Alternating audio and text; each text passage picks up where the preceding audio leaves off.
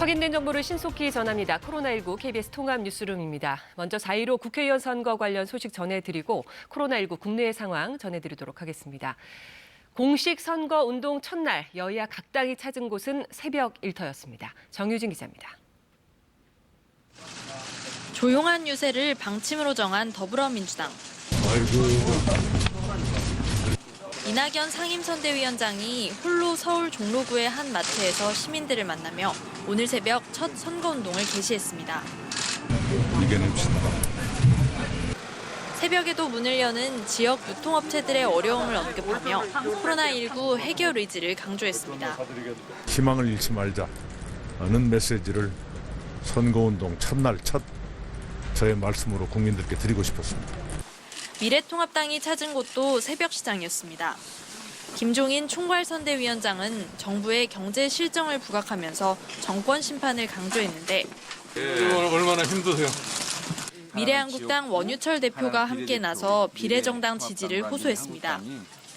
공식 선거운동 시작 직전 열린 출정 선언식에서 황교안 대표는 정권 심판에 깃발을 들겠다고 말했습니다.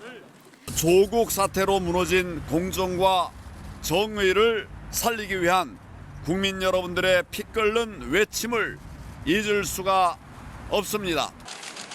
민생당은 새벽 경매 현장을 찾았습니다. 팔리긴 잘 팔립니까? 가격은 어때요?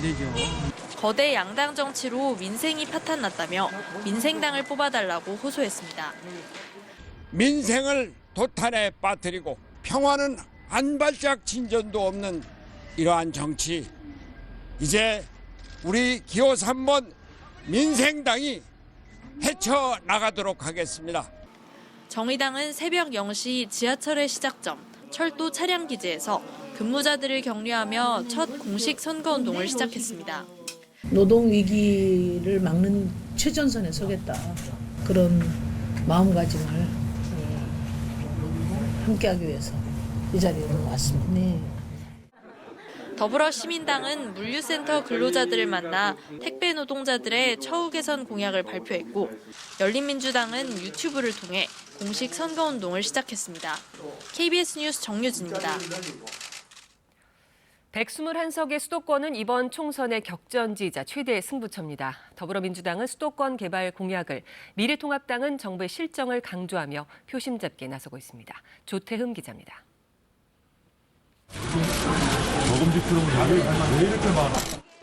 민주당 이낙연 선대위원장이 표심 잡기에 나선 곳 경기도 수원의 대표적 전통시장입니다. 이어 평택과 용인까지 경기도 중남부를 오가며 유권자들을 만나고 지역 후보를 지원했습니다. 경기도가 워낙 크고 또 중요하니까요. 경기도에 먼저 선대위 일정을 잡은 것은 당연한 것 아닌가 생각합니다. 나경원, 장진영 후보가 함께 입장하고 있습니다. 통합당 김종인 선대위원장은 선거사무소 6곳을 돌며 지원에 나섰는데 역시 모두 수도권입니다. 지난달 29일 취임 뒤 나흘 연속 수도권 행보입니다. 활동을 재개한 유승민 의원도 수도권 지원에 집중하고 있습니다. 염체가 없어요. 그다음에 법도 제대로 잘 안 지키는 그러한 모습을 보이는 것이 현 정권입니다. 수도권 의석은 전체 의석의 절반에 가까운 121석. 영호남과 달리 확실한 고정 지지층이 엷어 누구도 승리를 장담하기 어렵습니다. 지난 총선에선 수도권 122개 의석 가운데 민주당이 82석, 통합당은 35석을 차지했습니다. 민주당은 지난번보다 10석 이상, 통합당은 15석 이상 더 차지하는 게 목표입니다. 양당이 각각 호남과 영남 석권을 목표로 하는 가운데 결국 수도권 승부가 전체 총선의 승패를 가를 거란 게 여야 모두의 판단입니다. 상대적으로 늦게 선대위를 발족한 민생당은 오늘 지지 기반인 광주를 우선 찾고 정의당은 인천에서 선거운동 출정식을 열고 수도권 공략에 나섭니다. KBS 뉴스 조태임입니다. 네, 코로나19 국내의 상황 살펴보겠습니다. 전 세계 코로나19 확진자는 90만 명을 넘었고 4만 5천여 명이 목숨을 잃었습니다. 프랑스에서는 요양원 집단 감염으로 한 지역에서만 노인 500여 명이 숨진 것으로 드러났습니다. 말이 양민효 특파원입니다. 코로나19 피해가 집중됐던 이탈리아와 스페인에선 감염 확산세가 잡히고 있다는 관측이 잇따라 나오고 있습니다. 스페인에선 하루 새 860여 명이 숨져 5일 연속으로 800명대 사망자가 나왔지만 27%까지 높았던 확진자 대비 사망자 비율이 최근 10%대로 떨어졌다는 겁니다. 그러나 유럽 다른 국가들의 확산세가 치솟는 상황. 프랑스에선 하루 새 500명이 숨져 누적 사망자가 4,000명을 넘었지만 병원에서 숨진 사람만 집계한 겁니다. 프랑스 정부가 그동안 누락해왔던 요양원 통계를 공개했는데 북동부 그랑에스트 지역 양로원 400곳이 코로나19에 감염됐고 노인 570명이 숨진 걸로 나타났습니다. 영국은 확진자가 4,000명이 늘면서 3만 명에 육박했습니다. 확진 판정을 받고 자가격리를 했던 찰스 왕세자는 영국의 낮은 검사율 속 특혜 논란을 의식한 듯 의료진에 대한 지원을 강조했습니다. Thousands to be NHS volunteers, offering their help to do whatever they can to provide support to those on the front line, that such key people are treated with special consideration. 전 세계 코로나19 확진자가 80만 명을 넘어선 게 어제, 불과 하루 만에 91만여 명이 됐습니다. 사망자는 약 4만 5천 명입니다. 세계보건기구 WHO는 지난주 사망자가 2배로 늘었다며 며칠 내로 사망자가 5만 명, 확진자는 100만 명을 넘을 것이라고 내다봤습니다.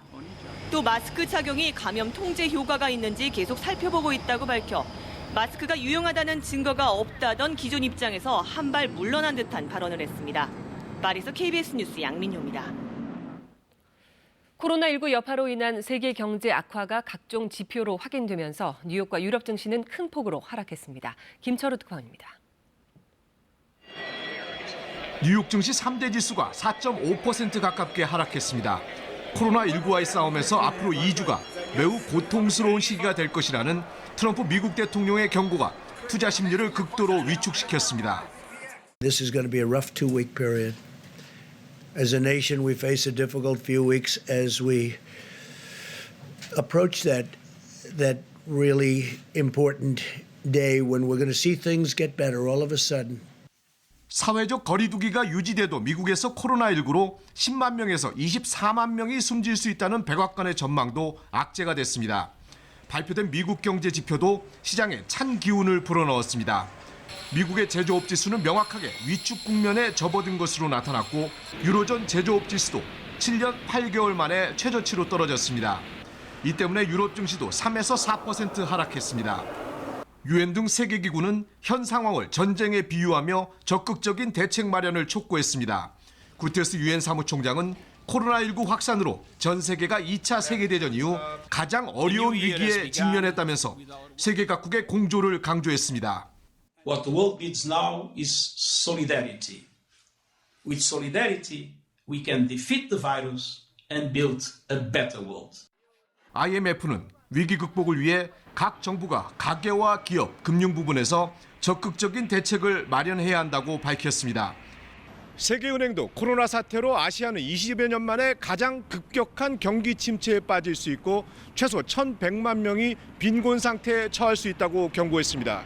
뉴욕에서 KBS 뉴스 김철우입니다. 확진자가 20만 명이 넘은 미국의 코로나19 감염 추세는 이탈리아의 양상과 비교하지 않을 수 없는 상황이 됐습니다. 트럼프 대통령은 스카프 이야기까지 꺼내며 마스크 착용 권고 가능성을 계속 언급하고 있습니다. 버지니아에서 김은규 특파원이 전해왔습니다. 미국의 코로나19 확진자 수가 20만 명을 넘어섰습니다. 10만 명의 감염자가 생긴 지 닷새 만에 그 숫자가 2배가 된 겁니다. 사망자도 이런 추세라면 5천 명을 넘어설 기세입니다.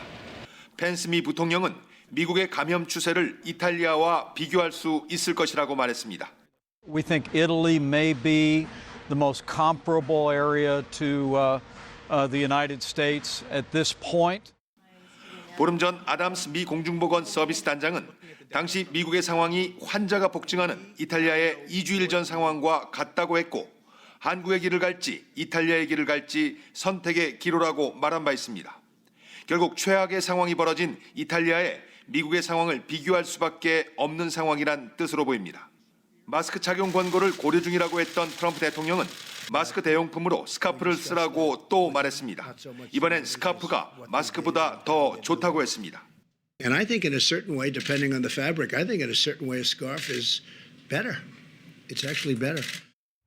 미국민들이 여러 이유로 마스크 착용을 싫어하지만 마스크가 해롭지 않다고도 했습니다. 미국은 조만간 마스크 관련 지침을 내놓을 것으로 보입니다. 환자와 의료진 말고는 마스크가 필요 없다는 것이 미 질병예방통제센터의 기준이었는데 코로나19가 새로운 감염병인 만큼 마스크가 필요하다는 새로운 데이터가 적용될 수도 있기 때문입니다. 버지니아에서 KBS 뉴스 김은규입니다.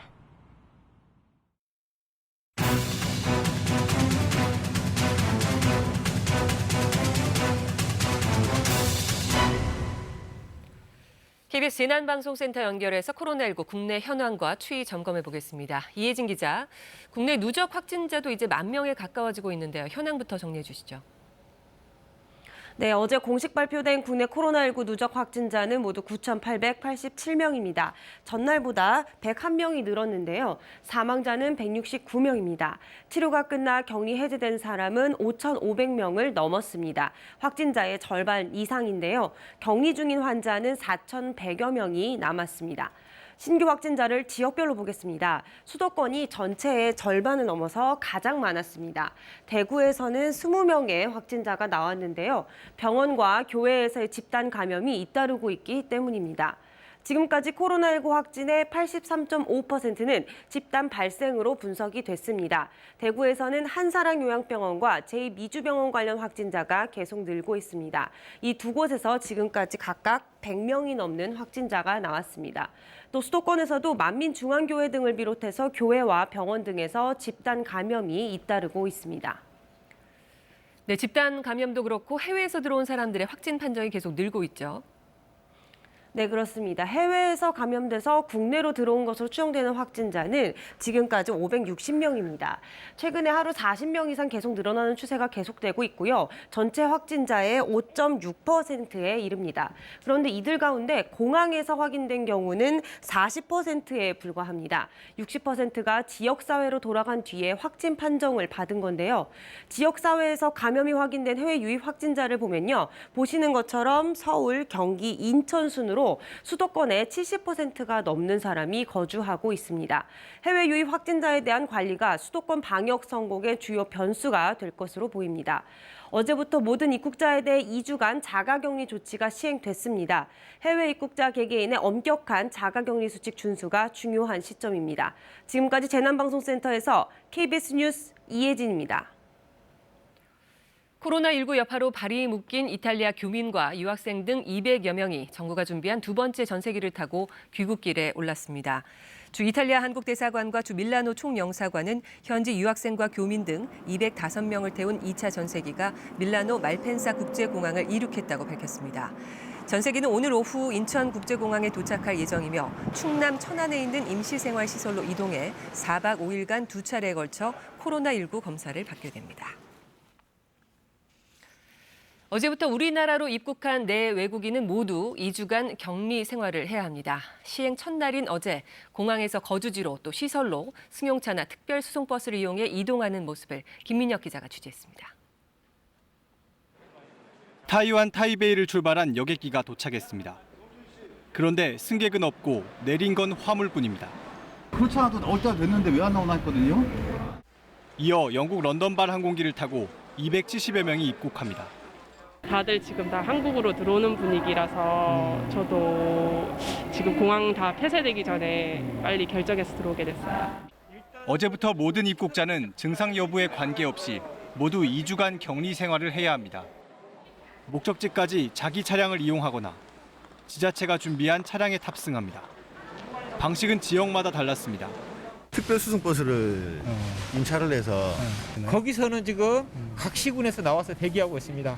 기동력 있게 빨리빨리 움직이기 위해서 그 소방차를 운영하고 있습니다. 전용 리무진 버스 세대가 하루 종일 공항과 광명역을 오갔습니다. 체온을 재고 이제 저 같은 경우는 뭐 딱히 이제 그 외 증상들이 없으니까 이제 그 앱에다가 그 증상들을 다 입력을 하고 수요일 정도는 사위를 위해서 격리를 하는 게 맞다고 저는 생각을 합니다. 광명역에 도착하면 개인적으로 표를 구매하고 다시 별도의 구역에서 열차를 기다려야 합니다. 네, KTX의 마지막 호차인 18호차입니다. 정부는 이 칸을 입국자 전용 칸으로 만들어 다른 승객은 일절 탑승하지 못하도록 하고 있습니다.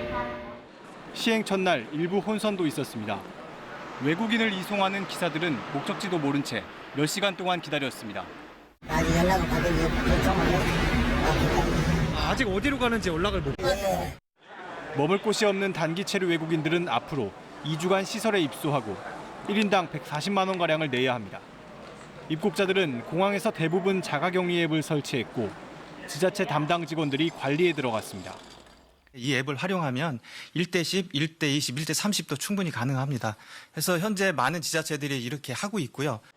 방역당국은 격리 대상자가 많아져 1대1 관리가 힘든 만큼 수칙을 잘 지켜달라고 촉구했습니다.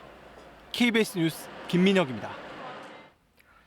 경찰이 방역당국의 자가격리 조치를 위반한 45명을 수사해 먼저 6명을 검찰에 넘겼습니다. 경찰과 검찰은 자가격리 위반을 중대한 불법행위로 규정하고 엄정하게 사법 처리하겠다고 밝혔습니다. 보도에 박영민 기자입니다. 지난 2월 광주의 한 대형 서점에서 24살 A씨가 갑자기 쓰러졌습니다. 신천지 대구교회에 다녀왔다는 A씨는 선별진료소로 이송된 뒤 자가격리에 들어갔습니다. 그런데 A씨는 갑자기 병원 밖으로 도주했고 약 1시간 만에 돌아왔습니다. 경찰 출동했는데 조금 있다가 그냥 돌아와서 거기서 자고 집에 부모 가서 데려갔다. 경찰은 A씨처럼 격리 조치를 위반한 6명을 기소 의견으로 검찰에 송치했습니다. 적발된 나머지 39명에 대해서도 범죄 혐의를 파악 중입니다. 이달 5일부터는 격리 조치를 위반하면 1년 이하 징역 또는 1,000만 원 이하 벌금으로 처벌이 강화됩니다. 경찰도 격리 조치 위반을 중대한 불법 행위로 보고 엄정 대응할 계획입니다. 또 격리 조치를 거부하면서 폭행 등의 불법 행위를 할 경우 공무집행 방해죄를 추가 적용하기로 했습니다.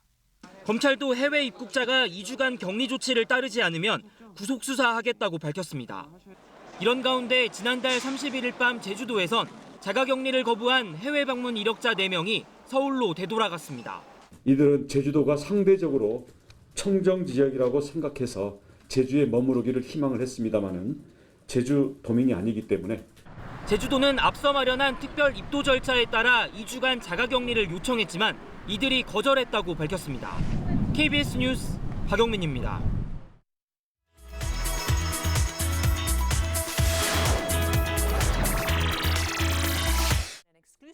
중국을 넘어서 미국의 코로나19 환자 수가 세계에서 가장 많아졌습니다. 뉴욕의 브룩데일 병원, 계속 몰려드는 환자들로 비명을 지르고 있습니다. 370개의 모든 병상뿐 아니라 복도마다 코로나19 환자들로 꽉 차 있습니다. Well, this is a war zone. It's a medical war zone. Every day I come in, what I see on a daily basis is pain. 이 병원에서 최근 확진자는 100명, 20명 이상이 사망했습니다. 영안실도 포화 상태라서 냉동 트럭을 임시 시신 안치소로 사용합니다. 뉴욕에서 환자들이 몰리는 상황을 지켜본 버지니아주의 병원은 응급실 옆에 주차장을 임시 병원으로 개조했습니다. We hear from colleagues in New York and New Orleans that they're seeing as many as 200 to 400% of their normal daily volume. 많은 코로나19 환자들을 제대로 치료하기 위해서는 환자들을 받을 수 있는 공간 확보가 가장 시급합니다. 중국에선 코로나19 상황이 점차 개선되면서 일부 지역 학교들이 조심스럽게 수업을 재개하고 있습니다.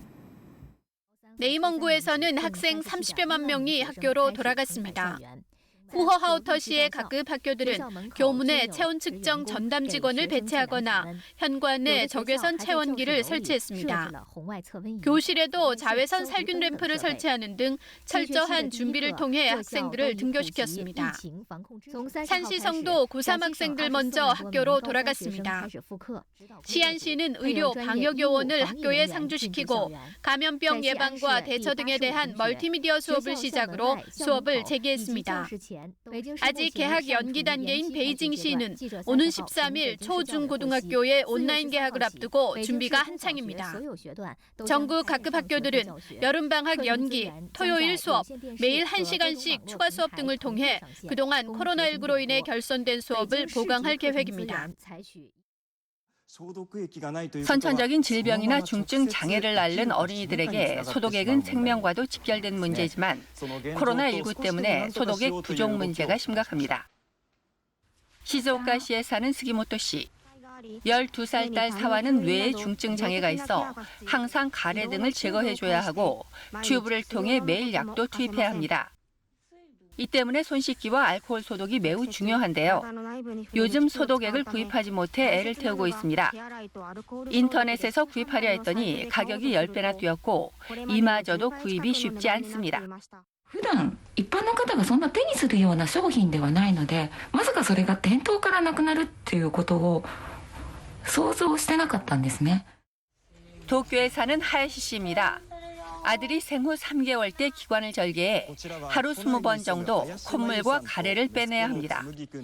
소독액을 구하기 위해 1월 말부터 매일 약국 10곳 정도를 돌아다니고 있지만 전혀 구하지 못하고 있습니다. 그동안 미리 구입해 놓은 것과 기부 등을 받아 겨우 버티고 있지만 언제 이런 상황이 끝날지 알 수 없어 불안하기만 합니다. 뛰어난 자연경관으로 전 세계 관광객들이 찾아오던 아이슬란드 남부 해안의 관광지입니다. 코로나19 사태로 지금은 주민들 이외의 관광객들의 모습은 볼 수 없게 됐는데요. 아이슬란드 남부 해안의 이 호텔에는 현재 외국 손님 단 한 명만 남아 있습니다. 몇 주 전 미국에서 아이슬란드로 여행을 온 70대 여성 플로리오 씨인데요. 본국으로 돌아가려 했지만 미국 내 코로나19 상황이 급격하게 나빠지면서 2주 정도 이곳에 더 남아있기로 결정했습니다. 아이슬란드를 여행하는 내내 플로리오 씨는 의도치 않게 항상 혼자입니다. Yeah, it is weird. Yeah, for a few nights I was the only one in this entire hotel, and that's weird. 플로리오 씨는 당분간 아이슬란드의 마지막 외국 관광객 가운데 한 명이 될 것입니다. KBS 월드뉴스입니다. 다음 소식입니다. 경찰이 성착취물 관련 수사를 벌이며 이용자까지 처벌하겠다고 밝혔지만 아직도 SNS에는 성착취물을 판다는 글이 버젓이 올라오고 있습니다. 경찰은 100여 건의 게시글을 확인해서 재유포 행위 등에 대해 끝까지 추적하겠다고 밝혔습니다. 보도에 이세준 기자입니다. 조주빈이 검찰에 송치된 지난 25일 N번방이나 박사방 자료가 있는지 묻는 질문에 3번과 4번방 영상이 있다는 답변이 달립니다. 경찰 수사를 의식한 말도 남깁니다. 또 다른 SNS인 라인에서 이루어진 거래 모습입니다. 박사방 운영자 조주빈의 얼굴이 세상에 공개됐고 이용자까지 엄벌해야 한다는 목소리가 높은 상황에서도 성착취물 영상 거래는 이루어졌습니다. 박사방과 N번방 영상을 판매한다는 트위터 글도 상당수입니다. 단속을 피해 잠깐 게시됐다가 사라지기 일쑤입니다. 경찰의 경고에도 성착취 영상이 SNS에 다시 유포되면서 추가 피해가 우려됩니다. 그 방을 재빠르게 닫고 또 다른 방을 열어가지고 다시 영상을 재판매를 한다든지 재유포를 하는 현상들이 계속적으로 연쇄적으로 지금 발생을 하고 있는 것이죠. 경찰은 성착취물 영상 거래에 나선 SNS 게시글 100여 건을 확인해 수사에 착수했습니다. 성착취물을 다시 유포하거나 소지만 해도 중대한 범죄 행위라며 끝까지 추적해 사법 처리하겠다고 강조했습니다. 경찰은 이와 함께 박사방 피해자 1명이 더 늘어 현재까지 75명이라고 전했습니다. 경찰은 피해자 지원센터와 함께 인터넷에 떠도는 성착취물 영상을 삭제하는 중이라며 가담자들이 처벌받을 수 있도록 적극적인 피해 신고를 당부했습니다. KBS 뉴스 이세중입니다. 전 신라젠 대주주 이철 씨에 대한 채널A의 취재가 논란이 되고 있습니다. 현직 검찰 고위 간부와의 친분을 과시하며 유시민 노무현 재단 이사장 관련 비위를 털어놓으면 가족에 대한 수사나 구형량을 낮춰줄 수 있다는 식으로 취재를 했기 때문인데 일단 채널A와 대검은 사실이 아니라고 부인했습니다. 법무부는 직접 감찰에 나서기로 사실상 방침을 정한 것으로 알려졌습니다. 보도에 오승목 기자입니다. 지난 2월부터 3월 사이 채널A 이모 기자는 구치소에 수감된 이철 전 밸류인베스트 코리아 대표에게 4차례 편지를 썼습니다. 이 기자는 검찰의 신라젠 수사가 재개됐고 타깃은 이 전 대표와 정관계 인사들이 될 거라며 여러 차례 유시민 노무현 재단 이사장 등과의 관계가 궁금하다고 했습니다. 이 전 대표 측근과도 만났는데 여기서도 이 전 대표 가족에 대한 수사 가능성을 언급하며 자신에게 정보를 넘기고 검찰 수사에도 협조하라고 수차례 종용했습니다. 가족은 건질 수가 있어요. 성협조를 하는 내용은 있어요. 검찰 고위 인사들과의 친분도 과시했습니다. 가장 핵심층에 있는 사람들한테 의견을 가장 잘 전달해 줄 수 있는 건 저희입니다. 검찰 간부들과 수시로 통화한다면서 일부 내용을 보여주기도 했습니다. 오늘 아침에 통화했고 이거 말고 통화 또 있어요. 높은 검사장에 10분 동안 추가하고 굉장히 고생을 하시고. 검언 유착 논란이 일자 추미애 법무부 장관은 녹취가 있고 상당히 구체적이기 때문에 그냥 간과해서는 안 된다고 본다며 대검의 사실관계 파악을 지시했고 대검은 지목된 검찰 간부 등이 의혹을 부인했다고 보고했습니다. 하지만 법무부는 정확한 의혹 규명을 위해선 감찰이 불가피하다는 입장입니다. 유시민 노무현재단 이사장은 검언 유착 의혹 속에 자신이 거론된 상황을 두고 괴물 같은 모습이라고 말한 것으로 전해졌습니다. 법무부는 이르면 오늘 감찰 방침을 공식화할 예정입니다. KBS 뉴스 오승복입니다.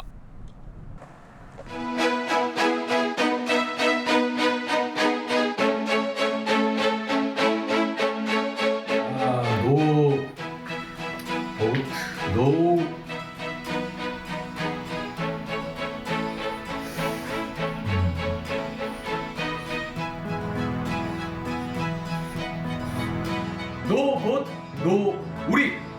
투표가 없으면 우리도 없다. 우리 모두를 위해서 꼭 투표를 해야 된다. 해서 저는 이렇게 썼습니다. 노 봇, 노 우리. 우리 모두를 위해서 꼭 투표합시다. 여러분께서는 어떤 대한민국을 원하시나요? 모든 사람들이 건강하고 안전하게 살 수 있는, 아이들과 모든 사람들이 행복한, 모두에게 공정한 기회가 있는 그런 나라를 만들고 싶으세요? 4월 15일 투표하세요. 시간이 없으시다고요? 4월 10일과 11일 전국 어느 곳에서나 사전 신청 없이 사전 투표를 할 수 있습니다. 나는 내가 원하는 대표자를 뽑으러 갑니다. 꼭 투표하세요.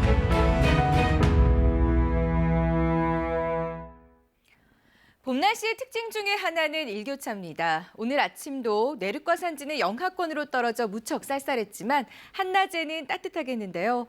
보통 최저기온이 기록되는 시간이 아침 6시 무렵이고 최고 기온이 기록되는 시간이 오후 3시 전후로 분석되니까 불과 9시간 만에 20도 정도나 기온이 벌어지는 겁니다. 건조특보가 강화 확대되고 있습니다. 서울은 1년 2개월 만에 건조경보가 내려졌고 중서부에 이어서 경북 내륙까지 건조주의보가 확대됐습니다. 기상청은 이틀 이상 실효습도가 25% 이하면 건조경보, 35% 이하면 건조주의보를 발표하는데요. 한식과 청명, 신무기를 앞두고 대형 산불의 위험이 급격하게 높아지는 시기인 만큼 불이 나지 않도록 단단히 주의하셔야겠습니다. 오늘은 전국이 대체로 맑겠고요. 미세먼지 농도도 보통 수준을 유지하겠습니다. 앞으로 최고 기온은 서울이 16도, 대전과 광주가 18도, 강릉, 대구는 19도까지 오르겠습니다. 바다에서는 바람이 차차 약해지면서 풍랑특보는 모두 해제됐습니다. 날씨 전해드렸습니다. KBS 통합뉴스룸 11시 뉴스에서 이어갑니다.